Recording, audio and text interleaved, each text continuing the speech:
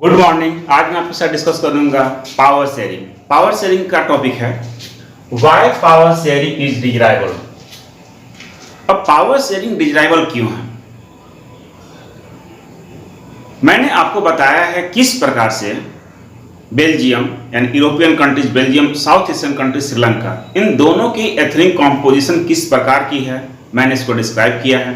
और मैंने बताया है कि किस प्रकार से वहां पर एक डेमोक्रेटिक गवर्नमेंट ने जो स्टेप्स उठाएं इस एथनिक कंपोजिशन को बैलेंस करने के लिए, चाहे वो बेल्जियम की हो या श्रीलंका की हो। तो बेल्जियम में जो स्टेप उठाए गए वह तो उनके लिए सही हुआ, यानी बेल्जियम काफ़ी तेजी से जो है ग्रोथ किया, आगे बढ़ा, शांति के साथ आगे बढ़ा। परंतु श्रीलंका में ऐसा नहीं हुआ। श्रीलंकन गवर्नमेंट ने जिस स्टेप को उठाया, इससे वहाँ के लोगों के बीचों में एक सिविल स्ट्राइक होता है, यानी सिविल वार होता है, और अंततः देश जो है गृह युद्ध के अंदर में फंस जाता है। जो उसे डेवलपमेंट होना चाहिए था श्रीलंका का, वह नहीं होता है। तो यही से क्वेश्चन एराइज होता है कि why power sharing desirable. Power sharing desirable क्यों है? क्लियर है? तो इसके बहुत सारे रीजंस हैं। पहला है कि it helps to reduce the possibility of strike different social groups. Power sharing का सबसे बड़ा जो मेरिट्स जो है कि अगर आप पावर को शेयर करते हैं डिफरेंट ग्रुप के साथ, चाहे वो रिलीजियस हो सकते हैं, वह भाषा के आधार पर यानी लिंग्विस्टिक भी हो सकते हैं। तो जिस प्रकार से पावर शेयर किया गया बेल्जियम में, और उस पावर शेयरिंग से क्या होता है कि लोगों के बीचों में अपने गवर्नमेंट पर विश्वास बढ़ता है, लोग खुलकर भाग लेना शुरू करते हैं। और लोगों के बीच में जो तनाव था, जो 1950s 1960s के दौर में के समय में बेल्जियम के बीच में जो तनाव था, और किस प्रकार से उन्होंने 1970s से लेकर 1993 तक उन्होंने जो 4 अमेंडमेंट्स कॉन्स्टिट्यूशन के अंदर में की हैं, इससे बेल्जियम के बीच में जो सिविल स्ट्राइक या जो टेंशन था, वो टेंशन को खत्म करने में वो दूर रहा, और काफी से वो डेवलपिंग के रास्ते पर आगे बढ़ने लगा, क्योंकि अब लोगों के सहयोग जो है वो गवर्नमेंट को मिलने लगी। Second, social conflict often leads to violence and political instability. आप श्रीलंका को देख लीजिए। श्रीलंका में एथनिक कॉम्पोजिशन क्या था? वहां पर सिंहली हैं या सिन्हाला आप कह लीजिए उन्हें, आप तमिल हैं और क्रिश्चियन भी हैं। इन तीनों के बीच में एंड मेनली जो है वहां पर सिन्हाला और तमिल, इन दोनों के बीच में कल्चर का अंतर है, डिफरेंसेस जो है वो कल्चर में है, उनकी लैंग्वेज के बीच में है। तो इस प्रकार से श्रीलंकन गवर्नमेंट जो कदम उठाती है श्रीलंकन सिंहलियों के लिए यानी सिन्हाला के लिए जो कदम उठाती है, क्या उससे देश में शांति पैदा होती है? क्या वो डेवलपमेंट के आगे बढ़ता है, जैसा कि बेल्जियम में आगे बढ़ी गवर्नमेंट ने जो कॉन्स्टिट्यूशन में अमेंडमेंट करके? नहीं ना। वहाँ पे एक सिविल स्ट्राइक होता है, एक सिविल वार का जन्म होता है एक दो समुदायों के बीच में, कि अगर सिंहली भाषा ही मान लिया जाता है, राष्ट्रभाषा अगर बनता है, तो दूसरा क्यों नहीं? फिर बौद्ध धर्म को ही मान लिया जाता है, वहाँ पर राष्ट्र धर्म बौद्ध धर्म ही होगा, यानी श्रीलंका का धर्म जो होगा, रिलीजन जो होगा, वो बौद्ध धर्म होगा। इससे वहाँ के भिन्न भिन्न कम्युनिटीज के बीच में एक तनाव पैदा होता है। क्लियर है? Third, power sharing is a good way to ensure the stability of political order. अगर आप पावर को शेयर करते हैं, जैसा कि मैंने बताया कि पावर शेयरिंग होता क्या है, तो पावर शेयर को अगर आप करते हैं, बेल्जियम गवर्नमेंट ने पावर को शेयर किया, तो गवर्नमेंट वहां पर स्टेबल है, उसको जितना ध्यान अपने देश के डेवलपमेंट पर करना चाहिए, फॉरेन रिलेशन पर करना चाहिए, इकोनॉमिक ग्रोथ पर करना चाहिए, उस पर वो फोकस कर रही है, क्योंकि वो टेंशन से मुक्त हो गई है। लेकिन आप वही श्रीलंका को देखेंगे 1980 से लेकर 2000 तक, 2021 सेंचुरी तक आप देखेंगे कि आप श्रीलंका की गवर्नमेंट को अनेक समस्याओं को सामना करना पड़ा। वही Asian country, south Asian country, जो बहुत सारे मामले में HDI जो ह्यूमन इंडेक्स जो होते हैं उसमें वो काफ़ी आगे चल रहे थे, ह्यूमन डेवलपमेंट इंडेक्स में काफ़ी आगे चल रहे थे, वो कुछ पीछे हुए। वहाँ के लोगों की शांति भंग हो गई, बहुत सारे लोग मारे गए, बहुत सारे लोग जो हैं तमिल ग्रुप्स जो है वहाँ से निकल कर भागे, दूसरे देशों में शरणार्थी बन गए। सरकार को जो डेवलपमेंट के लिए कदम उठाना चाहिए था, वास्तव में वो डेवलपमेंट के लिए कदम नहीं उठाकर वहाँ पर लोग शांति और उस सिविल वार को दबाने के लिए काम करना पड़ा, तो लोगों के बीच में तनाव फैलता है। लेकिन पावर शेयरिंग करके बेल्जियम क्या हुआ, इन सारे टेंशन से जो है वो दूर हो गया। अब अपने देश का डेवलपमेंट, चाहे वो इकोनॉमिक हो या एजुकेशनली हो या फॉरेन रिलेशंस हो, चाहे साइंटिफिक के क्षेत्र में हो, वह आगे बढ़ना शुरू हो गया। Okay, number 4, imposing the will of majority community over the others may seem an attractive option, but in the long run it may put the unity of the nation in danger. शुरू में तो आपको लग सकता है, आपने फिर यहाँ पर आपको चूंकि आपके बुक्स में बेल्जियम और श्रीलंका का एग्जाम्पल दिया गया है, दोनों थ्रू समझाया गया है कि बेल्जियम में किस प्रकार से डच और फ्रेंच भाषा भाषी लोगों के बीच में तनाव था इस मन सारे मुद्दों को लेकर। अगर वहाँ की गवर्नमेंट अगर डचों को लेकर आगे चलती, फ्रेंचों को छोड़ दी होती, तो क्या होता? क्या बेल्जियम आज जिस प्रकार से यूरोपियन कम्युनिटी का एक हेड बना हुआ है, वहाँ पर ब्रुसेल्स में उसकी राजधानी बनी हुई है, ब्रुसेल्स में उनका हेड क्वार्टर है, तो क्या आज हो पाता? नहीं हो पाता ना। उनका भी कंडीशन वही होता जो श्रीलंका में हुआ। तो इस प्रकार से देखते हैं श्रीलंका ने जो कदम उठाया सिंहलियों को संतुष्ट करने के लिए, सेटिस्फाइड करने के लिए, कि 74% आबादी जो है सिंहलियों की है, यानी सिन्हाला की है श्रीलंका में, और बौद्ध धर्म को उन्होंने लोगों पर, श्रीलंका के धर्म जो होगा वो बौद्ध धर्म होगा, राष्ट्रीय धर्म जो होगा बौद्ध धर्म होगा। तो इस प्रकार का जो अपनाया जाता है वहाँ के लोगों के बीच में क्या करता है, तनाव को पैदा करता है।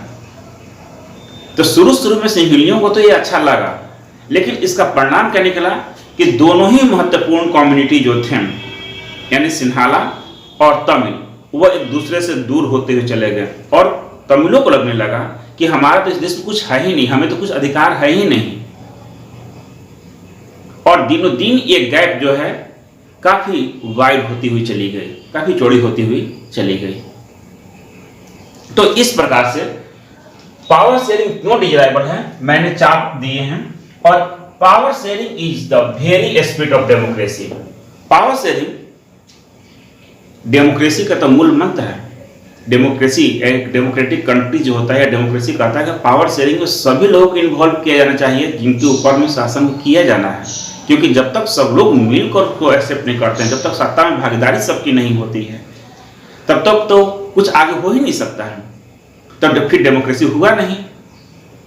डेमोक्रेसी का तात्पर्य ही होता है कि चाहे वो छोटा सा लिंग्विस्टिक सेक्शन हो, चाहे वो रिलीजियस सेक्शन हो, या कोई कम्युनिटी हो, या किसी अन्य प्रकार के रेसेस हो, सभी लोगों को जब तक उसमें सहयोग नहीं मिलता है तो फिर इसका कोई मायने मतलब नहीं होता है। तो पावर शेयरिंग का इसलिए भी जरूरी है कि वो डेमोक्रेसी का एक मूल मंत्र है, ताकि सभी लोगों को मिलाकर वो चल सके। Second, people have a right to be consulted on how they are to be govern. बहुत जरूरी है कि जिन पर शासन किया जा रहा है, जो लोग उसमें भाग ले रहे हैं, क्या उनसे पूछा नहीं आना चाहिए? क्या उनको पार्टिसिपेट नहीं करना चाहिए डिसीजन मेकिंग में? करना चाहिए ना। डिसीजन मेकिंग में हम जरूर होना चाहिए। उन्हें जरूर अपनी बातों को रखने का अधिकार होना चाहिए। अगर वो बात को रख नहीं पाते हैं तो फिर कोई इसका मायने मतलब ही नहीं है, कोई उनकी बात को सुनने वाले ही नहीं है। हम लोग अनेक बार ऐसे मुद्दे आते हैं, ऐसे इशू आते हैं जहाँ पर कहते गवर्नमेंट तो हमारी बातों को सुनने को तैयार ही नहीं हो रही है ना। तो इस प्रकार से बहुत जरूरी है, डेमोक्रेसी का मूल ही मंत्र है, जिस पर शासन किया जाना उसे जरूर कंसल्ट किया जाना, जरूर राय को लिया जाना चाहिए, ताकि और कैसे बेहतर शासन व्यवस्था को बनाया जा सकता है। Next, a legitimate government is one acquire a stake in the system through participation। और कोई भी सरकार, कोई भी डेमोक्रेटिक गवर्नमेंट तभी वो लेजिटिमेट कहलाती है जब सारे लोग उसमें पार्टिसिपेट करते हैं, चाहे वो किसी भी रूप में हो, डिसीजन मेकिंग में हो, या चुनाव में भागीदारी हो, या किसी अन्य रूप में भागीदारी हो। जब तक ये सारे के सारे लोग जो उसमें भाग नहीं लेते हैं तब तो फिर वैध सरकार की मायने मतलब ही नहीं होती, यानी लेजिटिमेट गवर्नमेंट की कोई मतलब नहीं होती है। लेजिटिमेट गवर्नमेंट वही, यानी पावर शेयरिंग तभी इसलिए भी डिजायरेबल है क्योंकि बहुत आवश्यक है कि लोगों की पार्टिसिपेशन उसमें हो, तभी वो लेजिटिमेट गवर्नमेंट कहलाएगी, और नहीं तो वो नहीं कहला पाएगी। ओके, तो इस प्रकार से मैंने बताया कि पावर शेयरिंग क्यों डिजायरेबल है। मुझे विश्वास है कि आप इस चीज को समझ रहे हैं। अब पावर शेयरिंग कि जो मैंने इतने डिविजन्स दिए हैं दो ग्रुप में, इन दोनों को हम कहते हैं एक को कहते हैं प्रूडेंशियल बेस्ड। प्रूडेंशियल बेस्ड यानी जो यहां पर आपके साथ डिस्कस किया गया है, जिस रीजन्स को दिया गया है, इस रीजन्स को हम लोग दो सेटों में बांट सकते हैं, एक प्रूडेंशियल और दूसरा मोरल बेस्ड। अब प्रूडेंशियल क्या कहता है देखेंगे यहां पर, प्रूडेंशियल बेस्ड ऑन प्रूडेंस और careful calculation of gains and losses. Prudential जो होता है वह यह देखता है कि जो डिसीजन लिया जा रहा है, जो काम को हम करने जा रहे हैं, वास्तव में वो कैलकुलेशन करता है कि उससे लाभ होगा या लाभ नहीं होगा, या वो घाटे का सौदा है या फायदे का सौदा है।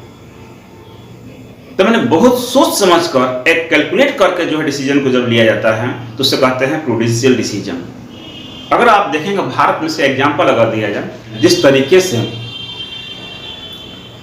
एसटी एससी को रिजर्वेशन दिया गया है पार्लियामेंट में, लोकसभा में, विधानसभाओं में दिया गया है, ठीक उसी प्रकार से महिलाओं को भी या ओबीसी सेक्शंस को भी ग्राम पंचायत या लोकल सेल्फ गवर्नमेंट में दिया गया है। तो एक सोचा समझा हुआ एक तरीका है जहां पर लोगों को उसमें हम पार्टिसिपेट कराते हैं। अगर नहीं तो इतने बड़ी आबादी को कि जैसा कि भीमराव अम्बेडकर क्या कहते हैं कि अगर इन्हें पॉलिटिकल हिस्सेदारी नहीं दिया गया, शेयरिंग नहीं दिया गया, अगर इन्हें राजनीति में अगर शेयर नहीं दिया गया तो एसटी एससी को कभी ये लोग आगे बढ़ने नहीं देंगे। जिसकी आबादी लगभग 20% 22% लगभग हो, अगर उस आबादी जो काफी गरीबी से या सामाजिक रूप से काफी पिछड़े रहे हों, छुआछूत की भारत में जो प्रवृत्ति रही है, अगर उसे हम बिल्कुल ही अलग कर दिया जाता तो क्या एक डेमोक्रेटिक कंट्री के रूप में भारत सक्सेस हो पाता? तो सोचिए कितना से अच्छा सा कैलकुलेशन किया गया। नहीं, बहुत जरूरी है कि इन्हें भी इसमें जो है वो सत्ता में हिस्सेदारी दिया जाए। दूसरा है prudential decisions are usually contrasted with the decision based purely on the moral consideration. यानी जो लास्ट में power sharing is the very spirit of democracy, people have a right to be consulted on the how they are to be govern. A legitimate government is one acquired stake in the system of through the participation। ये सारे के सारे moral example की ओर, moral decision की ओर जो है indicate करते हैं। अब जैसे देखेंगे भारत में, जैसे लोकतंत्र क्या कहता है, डेमोक्रेसी क्या कहता है, डेमोक्रेसी तो ही कहता है ना कि सभी लोगों को पार्टिसिपेट होना चाहिए और डिसीजन लेने का अधिकार दिया जाना चाहिए। अगर आप भारत में देखेंगे तो local self government, state government, ये जितने भी बनाए गए हैं लोकल सेल्फ गवर्नमेंट, ये लोगों को पार्टिसिपेट यानी खुद को अपना काम करें। ये नैतिकता कहती है कि लोगों को अपने डिसीजन लेने का अधिकार है, वो अपने क्षेत्र में कैसे डेवलप करेंगे, इस चीज को डिसीजन लेने का अधिकार उन्हें है। और हम कहते हैं कि गांव के लोग क्या डिसीजन ले सकते हैं, जो किसी चीज को जानता ही नहीं हो क्या डिसीजन ले लेगा। लेकिन डेमोक्रेसी तो ये कहता है कि लोगों को उसमें पार्टिसिपेट करना चाहिए। तो ये मोरल व्यू है कि लोगों को पार्टिसिपेट करना चाहिए, लोगों को अपना डिसीजन लेना चाहिए। तो मुझे विश्वास है कि आप इस चीज को why power sharing is desirable, इस चीज को आप समझ गए होंगे। फिर प्रूडेंशियल रीजंस क्या है और मोरल डिसीजन क्या है, इस चीज को आप समझ गए होंगे।